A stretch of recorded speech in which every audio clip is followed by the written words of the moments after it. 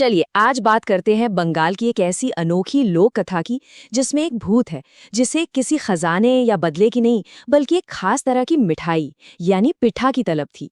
आज हम इसी दिलचस्प कहानी को परत दर परत खोलेंगे और देखेंगे कि क्या होता है जब एक परिवार का कारोबार एक आत्मा की भूख से टकरा जाता है। तो इस कहानी की जो मुख्य किरदार है वो है एक शकचुन्नी। अब बंगाली लोक कथाओं की माने तो ये एक शादीशुदा महिला की आत्मा होती है। और पता है सबसे दिलचस्प बात क्या है? ये आत्माएं अक्सर अपनी दुनियावी इच्छाओं, खासकर खाने पीने की लालसा में बंधी रह जाती हैं और यही चीज उन्हें भटकने पर मजबूर करती है। और यहीं से कहानी में असली मोड़ आता है।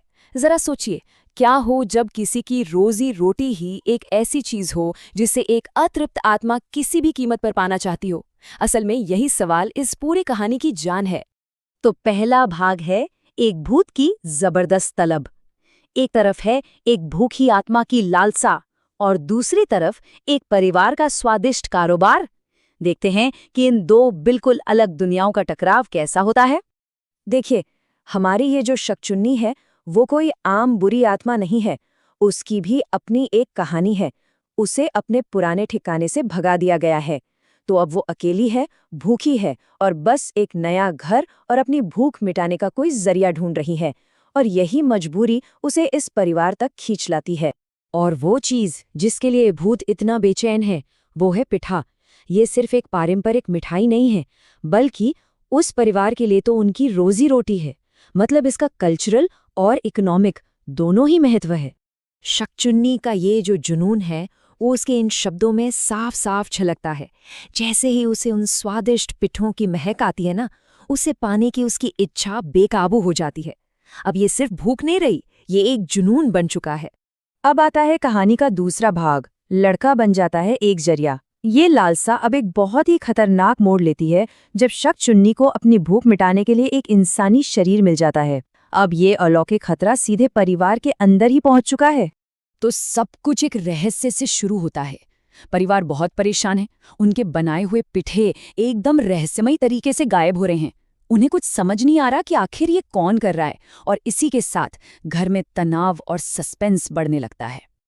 और फिर सारा शक जाता है परिवार के बेटे राजू पर।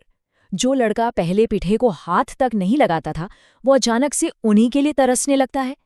ये बदलाव इतना तेज और इतना अजीब था कि ये किसी भी तरह से नॉर्मल तो बिल्कुल नहीं लग रहा था। इस बदलाव की जो गंभीरता थी वो माँ के इन शब्दों से एकदम साफ हो जाती है।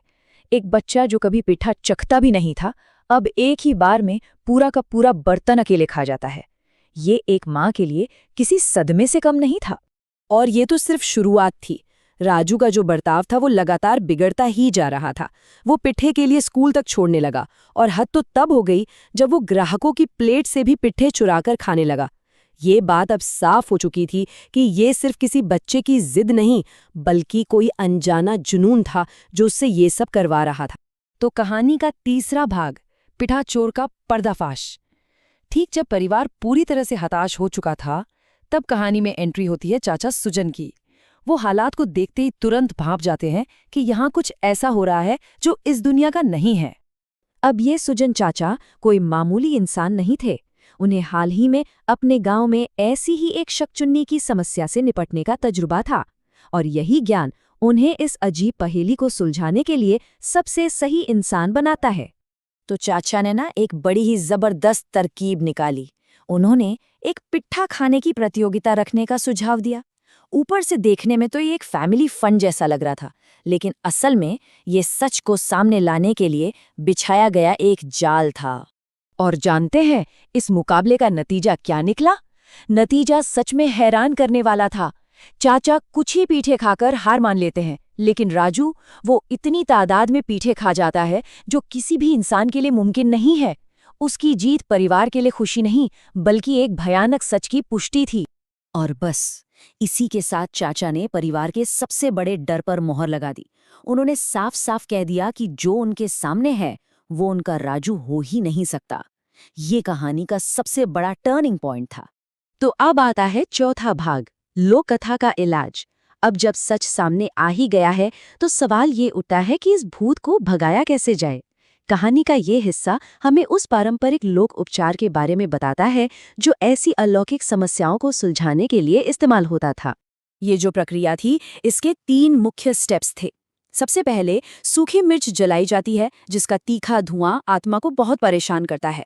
फिर आत्मा को सीधे सीधे चुनौती दी जाती है और आखिर में उसे पूरी तरह से बाहर निकालने के लिए पवित्र जल यानी पानी पोड़ा का इस्तेमाल किया जाता है। और ये इलाज फौरन काम करने लगा। मिर्च के तीखे धुएं से परेशान भूत की चीखें इस बात का सबूत थी कि ये पारंपरिक तरीका वाकई में काम कर रहा था। और आखिर में झाड़ फूंक कामयाब हुई। शकचुन्नी को राजू के शरीर से बाहर निकाल दिया गया और वो लड़का अपने परिवार के पास सुरक्षित लौट आया। कहानी का एक सुखद अंत होता है। तो भाई, इस पूरी कहानी से हमें इस अनदेखी दुनिया के क्या नियम पता चलते हैं? पहला, कि आत्माएं भी भूख जैसी बहुत ही इंसानी इच्छाओं से चल सकती हैं। दूसरा, कि इंसानी शरीर उन इच्छाओं को पूरा करने का एक जरिया बन सकता है। और सबसे जरूरी बात, कि ऐसी ताकतों के खिलाफ ज्ञान और परिवार की एकता ही सबसे बड़ा हथियार है। और ये कहानी ना हमें एक बहुत ही दिलचस्प सवाल के साथ छोड़ जाती है। अगर एक भूत की पूरी कहानी सिर्फ पिट्ठा खाने की एक छोटी सी इच्छा पर टिकी हो सकती है, तो जरा सोचिए, अदृश्य दुनिया के और कितने रहस्य भूख, प्यार या लालच जैसी हमारी बहुत ही आम भावनाओं से जुड़े हो सकते हैं। सच में सोचने वाली बात है।